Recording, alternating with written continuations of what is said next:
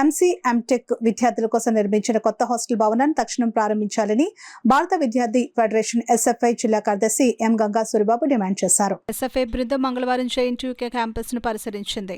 అనంతరం గంగా సూరిబాబు మీడియాతో మాట్లాడారు. ఈ కార్యక్రమంలో ఎస్ఎఫ్ఐ జిల్లా సహాయ కార్యదర్శి సిహెచ్ లావరాజు, నగర కార్యదర్శి పగడాల సత్య తదితరులు పాల్గొన్నారు. ఈ హాస్టల్ వెంటనే ప్రారంభించాలి. ఏదైతే బీటెక్ ఫస్ట్ ఇయర్ విద్యార్థులు, అదేవిధంగా MTech first year second year విద్యార్థులు ఉండడం కోసం కట్టినటువంటి ఈ బిల్డింగ్ని ఎందుకు అధికారులు ఓపెన్ చేయడం లేదనేది తక్షణమే అధికారులు స్పందించాలి. ఏదైతే ఈ బిల్డింగ్ సంబంధించిన అన్ని పనులు పూర్తయ్యాయి, ఒకవేళ పూర్తి కాకపోతే వెంటనే పూర్తి చేసి ఈ బిల్డింగ్ వినియోగంలోకి తీసుకురావాలి. ఎందువలంటే ఇప్పటికే ఎంటెక్ ఫస్ట్ ఇయర్ సంబంధించిన హాస్టల్లో ఈ పక్కనే మెస్ పక్కన ఉన్నటువంటి ఈ హాస్టల్లో చాలామంది విద్యార్థులు 4-5 ఒక్కొక్క రూమ్లో ఉండడం వల్ల ఈరోజు చాలా ఇబ్బందిగా ఈరోజు ఉంటా ఉన్నారు. వాళ్ళకి కావాల్సిన సౌకర్యాలు అందడం లేదు.